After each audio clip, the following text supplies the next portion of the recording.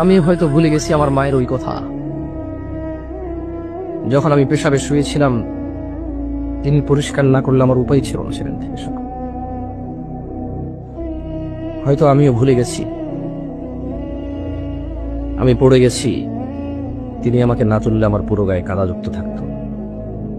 আমি হয়তো ভুলে গেছি সিঁড়ির কাছে আমি এসেছি, তিনি সব কাজ ফেলে এসে আমাকে কোরআন নিলে আমি সিঁড়ি থেকে পড়ে মাথা ফেটে অথবা দাঁত ফেটে মারা যেতাম। হয়তো আজ বক্তা হিসেবে আমিও ভুলে গেছি সেই কথা, যে আমার মা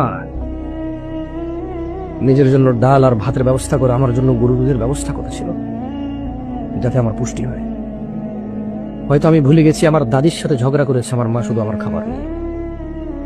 হয়তো আমি ভুলে গেছি আমার বাবা বেকার ছিল, আমার জ্যাঠা জেঠিরা কথা শোনাইতো, আমার মা চুপচাপ কাজ বেশি করে করতো যাতে একটু বাড়তি খেতে পারে, আমি বাড়তি দুধ পাই।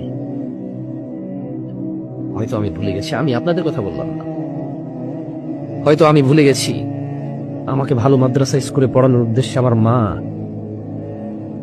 মন মতো, ওনার যখন যুবতী ছিল কত কিছু খেতে ইচ্ছে করতো, ওভাবে খাইনি, কত সুন্দর করে চলতে ইচ্ছে করতো, ওভাবে চলেনি।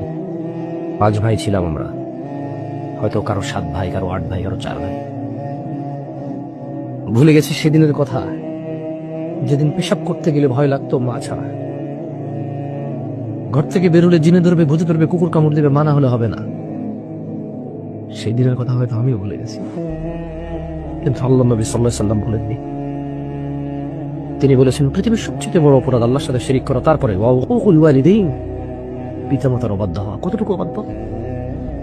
পারবো না, করবো না, এখন না।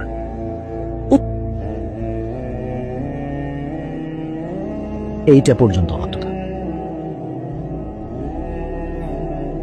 কত বৃদ্ধা এখনো ঘরে শুয়ে আছে, ছেলে ঘরে ঢুকে ঠিকই তার বাচ্চার মুখে চুমু খায়, তার মাকে দেখতে যায় না, পাশের রুমেই না। কত বৃদ্ধ এখনো আজকে এখানে আসতে পারেনি, ছেলে চাইলে তার বাপকে কোলে করে নিয়ে আসতে পারত।